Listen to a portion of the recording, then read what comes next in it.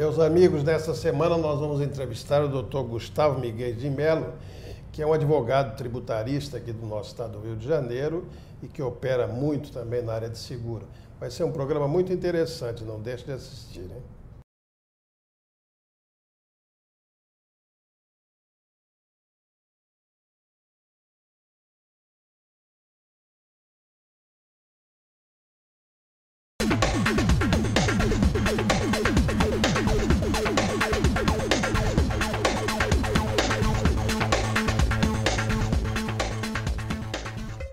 Senhores telespectadores, o programa Justiça Sem Fronteiras está entrevistando a oportunidade o Dr. Gustavo Miguel de Mello, que é um tributarista aqui do nosso estado do Rio de Janeiro e um homem muito ligado também à área de seguros.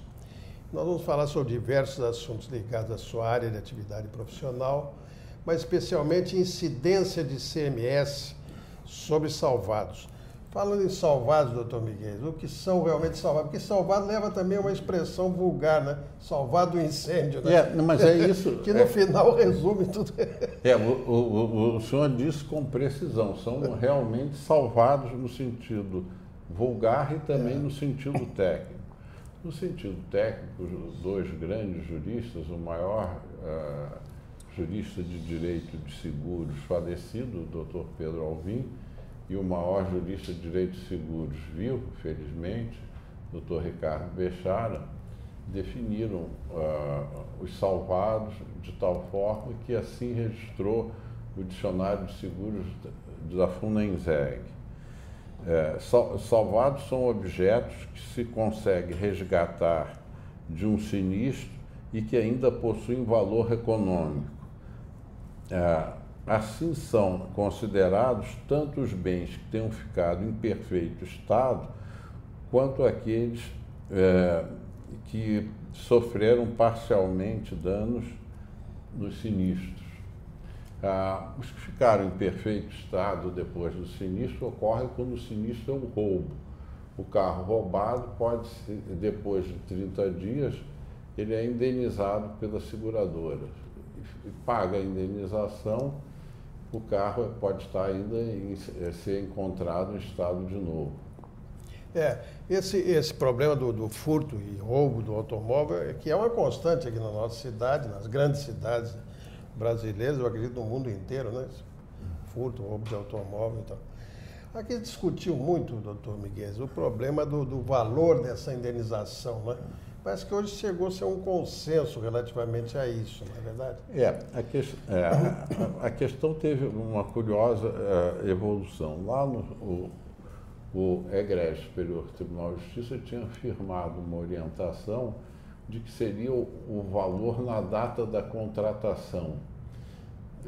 E as seguradoras, eu discuti muito essa questão, se sustentavam que é o valor de mercado na data do sinistro. E há uma razão muito forte para ser assim.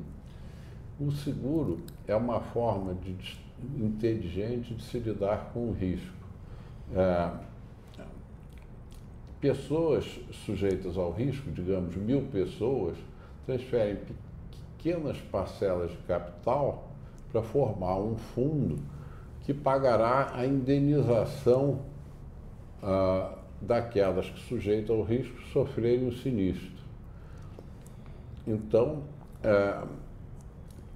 o que ocorria se o valor não for de mercado na data do sinistro?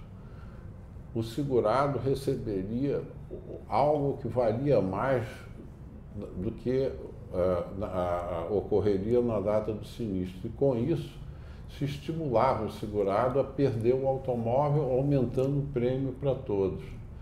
Então é muito importante que seja o valor de mercado para que ninguém tenha ganho nem perda com o sinistro. Porque se as pessoas estiverem interessadas no sinistro, deixam, por exemplo, o automóvel aberto em um lugar perigoso, com a chave na ignição, favoreceria o roubo.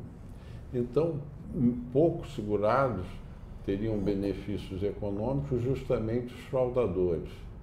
Eu sempre sustentei que o Ministério Público teria que entrar na defesa do valor de mercado e não pelo valor inicial do bem. É engraçado essa questão, que ainda existe, evidentemente, essa discussão, vamos dizer assim, mas ela já caiu em importância, né? Caiu. Porque isso estava muito associado, me parece, Tom Miguel, ao problema da inflação, né? Na época de inflação alta, isso aí era uma discussão interminável, né? Porque nunca se sabia qual era o valor real que estava sendo indenizado. Né? Hoje, os contratos de seguro de automóvel parece que fazem referência expressa, né? Há uma cláusula que faz referência expressa. É o valor de mercado na data do sinistro. E o Código Civil, o novo Código Civil, já adotou também esse entendimento, que tem que prevalecer o valor de mercado na data do sinistro. Então, a questão hoje perdeu o valor de mercado leva sempre em conta a própria inflação, né? Quer dizer, se houve uma desvalorização da moeda, o valor de mercado será numericamente maior. Né? Isso não tem, isso é justo que seja assim. Mas o senhor lembra, o senhor é da nossa geração, né? Eu posso falar em nossa geração. Nossa. Né? O senhor é muito moço, né? Mas enfim. Mas na nossa geração, nós já convivemos com uma inflação de 70% ao mês. É verdade. Não era brincadeira, não ajustar valores, né? Valores reais a uma inflação desse nível, né? Desorganiza a economia de forma... E esse tipo de coisa, então, é muito suscetível dessas mudanças, né? Daí porque as grandes discussões sobre o tema, né? Mas me diga uma coisa, doutor Miguel, e o problema da incidência do ICMS sobre os salvados, como é que isso está hoje colocado na jurisprudência? Como é que funciona isso? Houve uma evolução grande da jurisprudência. A primeira decisão do Superior Tribunal de Justiça foi favorável aos contribuintes. Eu tive a honra de defender 72 seguradoras. Depois, em São Paulo, também ganhamos no Tribunal Pleno de São Paulo, era assim que se designava na época. Agora, desculpe interromper, mas São Paulo tem uma seção especializada em direito tributário. Né? Não tem, mas no caso, como era matéria constitucional, sim. Foi competência do Pleno. A competência foi reconhecida ao Tribunal Pleno. Certo. E depois, 2 casos muito pequenos, o fisco ganhou e conseguiu fazer súmula do Superior Tribunal de Justiça contra os contribuintes, dizendo que incidiu o ICMS sobre salvados. Aí entramos com 3 ações diretas de inconstitucionalidade. Felizmente, o Supremo suspendeu a lei do Rio por 9 votos a 1, a de São Paulo por 7 votos a 1 e a de Minas por 11 a 0 em medida cautelar. O Rio revogou, e o Rio e São Paulo revogaram as leis e depois fizeram outras e reiniciaram a discussão. E a de Minas foi recentemente julgada pelo Supremo a favor dos contribuintes, felizmente. Eu tive a honra de representá-los, fiz sustentação oral e o Supremo fez súmula a favor das seguradoras, dizendo que não incide ICMS sobre salvado. Muito bem, nós vamos continuar conversando com o doutor Miguel de Mello no próximo bloco sobre esse problema tão importante do direito tributário e da incidência de ICMS sobre salvados. Daqui a pouquinho.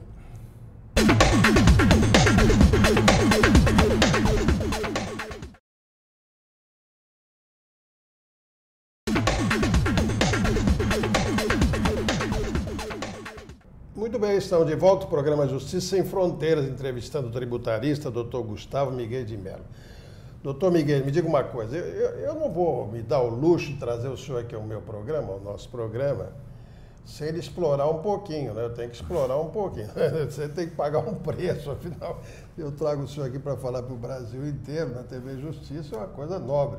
E o senhor valoriza essa. Eu preciso saber se tem o dinheiro necessário para pagar o preço.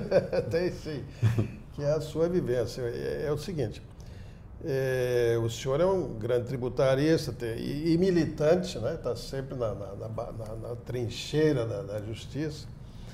E nós falamos sobre o Tribunal de São Paulo e eu queria ouvir a sua opinião. É uma mera opinião, quer dizer, uma mera é mais valiosa, mas só uma opinião sobre o problema da especialização do 2º grau de jurisdição, que o nosso tribunal aqui não tem, como o senhor sabe, né? O senhor acha que é bom isso? Isso é positivo? O exemplo de São Paulo é interessante? Como é que o senhor vê isso aí? Em princípio, como o direito é muito vasto, a especialização tende a contribuir para uma avaliação técnica dos julgadores das questões, né? Porque mesmo aqui no Rio tem especialização, por exemplo, em direito criminal, algumas câmaras são especializadas, direito criminal, sim. Tem direito civil, né? E assim por diante. Em princípio poderia ser melhor, mas sempre a decisão depende muito da alta qualidade do julgador, né? Certo.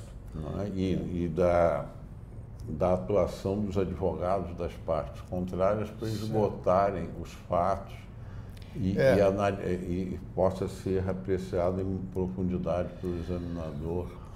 O senhor sabe, eu muitos anos trabalhei no Tribunal de Justiça aqui e eu me defrontei, sempre fui juiz do cível, mas eu, de certa forma, sou uma contradição, porque embora juiz do cível, fui o juiz titular, professor titular da faculdade da Universidade Federal do Rio de Janeiro, da UFRJ, em direito penal, agora sou penal na faculdade. E eu assisti com muita preocupação, e durante muitos anos, porque eu fiquei muito tempo no órgão especial do tribunal daqui do Rio, muitos colegas que não tinham a menor ideia sobre matéria penal e julgando matéria importante, né, tantas vezes, né, me preocupava muito, né, eu fiquei pensando, será que uma especialização não resolveria, não só em relação ao direito penal, mas em relação ao direito tributário e outras disciplinas mais, com âmbito mais fechado, né, eu não sei, parecia que dava mais segurança, mas o senhor já expediu a sua opinião e eu fico muito feliz e honrado em ouvi-la. Muito bem. Doutor Miguel, diga uma coisa. Quais são os bens jurídicos judicialmente protegidos pelo Supremo e pelo Superior Tribunal de Justiça ao julgar o problema do que nós estávamos falando sobre os salvados? Qual é a importância particular que isso revela, hein? Em termos gerais da jurisprudência, o que se protegeu foi o respeito da operação de seguros. Isto é, a tributação pode ser, para obter a mesma volume de arrecadação, feita de várias maneiras. Algumas formas de tributação podem ser injustas, outras formas de tributação podem ser justas, umas podem desenvolver a economia, outras podem prejudicar o combate à inflação, ao desemprego, ao balanço de pagamentos internacionais, podem prejudicar a federação ou a eficácia administrativa. Então, nesse caso concreto, o valor atribuído a precisar qual é a operação de seguros foi muito importante, porque a operação de seguros, o seguro é uma operação de massa. Se a seguradora tivesse um só cliente, por exemplo, ou poucos, correria o mesmo risco que os clientes. Então, são várias pessoas, vamos dizer, transferindo pequenas parcelas de capital para formar o fundo, como eu havia dito, para aquelas que sofrerem os sinistros serem reembolsadas. Ora, a Constituição, então, estabeleceu, primeiro, que compete à União legislar sobre política de seguros. Certo. E compete também à União tributar operações de crédito, câmbio e seguros. São operações de massa, para que se forme um mercado nacionalmente uniforme, para que um Estado, por via da tributação, não incentive uma forma de praticar o seguro e o outro combata isso, e o resultado seja, o seguro tende a ser operado a nível estadual, o que aumenta o risco da seguradora quebrar, inclusive, né? Ou aumenta o preço do prêmio, são duas coisas nefastas. Então, observar que isto não é uma operação de circulação de mercadoria foi muito importante, porque Porque quanto mais caso de sinistro tiver a seguradora, menos lucro terá ou maior prejuízo terá a seguradora. Enquanto o comerciante, quanto mais operações ele faz, maior é o lucro, porque tem um ganho de escala em termos econômicos. Então, isso foi muito relevante. Muito bem, doutor Miguel, me diga uma coisa, ainda é da sua área, embora não especificamente, mas foi uma coisa muito importante que ocorreu no Brasil recentemente, o problema do monopólio do IRB, né? Em relação às resseguradoras, né? Como é que está, o que está acontecendo no Brasil nessa área, a partir da quebra desse monopólio, doutor? O que acontece é o seguinte, o IRB é um instituto que regulava o resseguro no Brasil. Certo. E sempre que há maior concorrência, a maior possibilidade, se pode conseguir um preço melhor para o consumidor e maior segurança para a operação de seguros. O resseguro, que era o objeto da atuação do IRB, se chama de o seguro do segurador. Exatamente.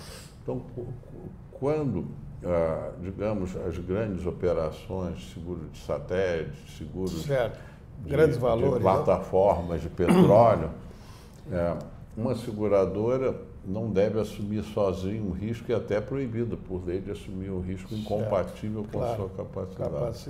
Então ela é ressegurada e agora ela tem mais possibilidade de conseguir um preço. Quer dizer, o senhor achou que foi uma boa medida, vamos dizer assim? Boa medida. Muito bem, nós vamos continuar conversando com o doutor Miguel, nosso convidado desse programa, sobre esse assunto tão interessante do seguro, da incidência do ICMS em determinadas circunstâncias. E vamos voltar logo, logo.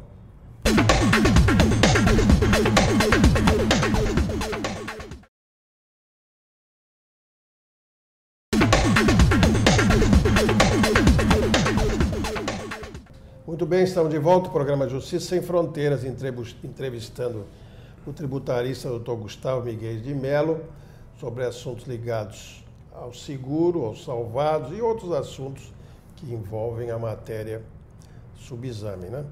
Doutor Miguel, no bloco anterior nós chegamos a falar rapidamente sobre o resseguro. Eu estava me lembrando, o resseguro vamos chamar, é um sistema que lida com grandes negócios, né? O senhor, aliás, chegou a referir isso, né? E o senhor acha que isso poderia trazer, esse monopólio, poderia trazer um risco também para o Brasil no tocante a grandes empreendimentos, vamos dizer assim, que necessitassem de uma cobertura maior?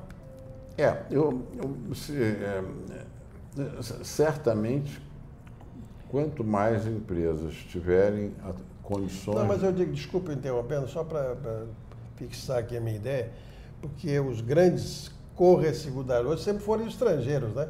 Sempre foram estrangeiros. O próprio IRB ressegurava novamente no exterior. Exatamente, é isso mesmo. Então, quer dizer, eu acho que essa democratização, vamos chamar assim, do resseguro, foi benéfica também nesse plano aí, né? Facilitou, né? Facilitou, inclusive, das resseguradoras atuando aqui, passaram a ter o controle... Mais liberdade, né? Mais liberdade de atuação também. Mais liberdade de atuação, mas também a fiscalização da SUSEP não era possível quando o Instituto de Resseguros do Brasil, o IRB, era obrigado a ressegurar no exterior.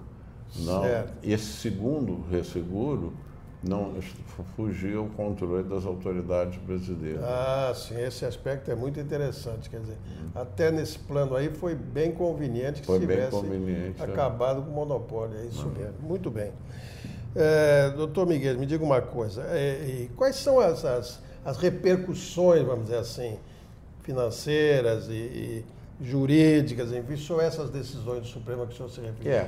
Na decisão, a primeira questão que foi julgada pelo Supremo foi a medida cautelar na ação direta de inconstitucionalidade, o número 1332. ADI, né? No ADI. Nessa ação, essa ADI foi proposta pelo senhor, não? Foi também. Foi proposta por mim e pelo Dr. Marco Jorge Caldas Pereira, que é um advogado de Brasília. Sim. Nessa ADI, o ministro Sidney Sanches, que foi o voto vencedor, por expressiva maioria, 9-1, ele adotou como razão de decidir a inicial. E aí, nós sustentamos que a razão de que a operação de seguros é tributada pela União é para atender a finalidades econômicas e de política fiscal e para impedir que os estados, legislando em matéria de seguros, como também operação de crédito está na mesma situação e operação de câmbio, fizesse uma indireta, mas efetiva intervenção na regulação do seguro, que deve ser nacionalmente uniforme, para que se forme um mercado amplo e nacional do seguro, e não vários mercados regionais. O ideal até seria que o mercado de seguro tivesse abrangência latino-americana, por exemplo, e quanto maior, melhor. Na medida que os negócios se aproximam cada vez mais, né, as fronteiras estão muito, vamos dizer assim, estão formalmente, né, ultrapassadas, né, pelos meios, enfim, o senhor tem toda a razão. É isso mesmo. Mas então o senhor acha que qual seria o grande, realmente, a coisa mais importante? Seria essa padronização, o senhor acha? A padronização é fundamentalmente importante, e também o fato de que o Supremo atribuiu grande relevância à interpretação da lei chamada teleológica, levando em conta a finalidade, no caso do legislador constitucional. E se o legislador constitucional teve finalidade de obter, consagrou alguns princípios de política fiscal, por exemplo, e princípios econômicos, esses princípios, por serem finalidade adotada pelo legislador constitucional, têm que ser respeitados. Certo, nos estados. Não se levando tanto em conta uma interpretação literal ou meramente gramatical da Constituição. Muito bem. Estamos chegando ao final do nosso programa, só nos resta agradecer muito, especialmente ao Dr. Gustavo Miguel de Mello, que veio aqui colaborar com os senhores, né, para transmitir essas ideias tão importantes nessa área profundamente importante também, né? Eu que devo agradecer ao senhor, à doutora Cláudia, aos telespectadores, e dizer que me sinto honrado de estar aqui. Muito bem. Na TV Justiça, conversando sobre isso. Muito obrigado. Muito bem. Fale conosco, hein? www.jsemfronteiras.com.br. A propósito disso, eu recebi uma pergunta do telespectador Ricardo Soares para o entrevistado, doutor Miguel. Na sua opinião, qual o tópico mais importante na tão esperada reforma tributária prometida pelo governo federal? Me parece claro o seguinte: a tributação tem que ser olhada globalmente e qualquer alteração tributária tem que levar em conta as consequências gerais e globais dela para o sistema. Quais são as finalidades da tributação? Grandes cientistas que formaram a Canadian Tax Foundation disseram o seguinte, que é a primeira e principal, distribuir com justiça aquilo que resultar da atividade financeira do Estado. Isto é, cada um deve ter a carga que lhe compete, não mais do que isso. Depois vem as finalidades econômicas, estabilização da economia pelo combate ao desemprego e à inflação, estabilização interna, estabilização externa pelo equilíbrio do balanço de pagamentos e pela formação de reservas em divisas conversíveis com as quais o Brasil possa comprar os produtos que necessita para o seu desenvolvimento. Depois, o respeito aos direitos do contribuinte e, finalmente, a eficácia da administração. Mas a eficácia da administração deve ter uma relevância muito maior em conseguir todos esses outros objetivos, e não simplesmente arrecadar. E numa federação ainda tem um problema da diferença entre os estados, né? Do equilíbrio entre os estados, né? Esse é um problema sério. E isso aí é uma finalidade política da tributação, claro, que é a distribuição do poder e evitar a concentração totalitária do poder. É verdade. Só um dos agora membros mesmo, da desculpa federação. interromper, mas agora mesmo nós estamos vivendo aqui no estado do Rio de Janeiro um problema crucial para a nossa economia, para o nosso bem-estar, que é o problema do petróleo, né? O problema do petróleo, porque é uma briga, entre aspas, né? Com diversos estados da federação a propósito dessa incidência, né? Então, é um dado importante também, né? Muito bem. Então, eu acho que o nosso telespectador foi muito bem atendido, né, pelo nosso entrevistado desta jornada, e eu agradeço a sua pergunta. Creia em si, mas não duvide sempre dos outros. Machado de Assis. Até uma próxima vez e muito obrigado pela atenção.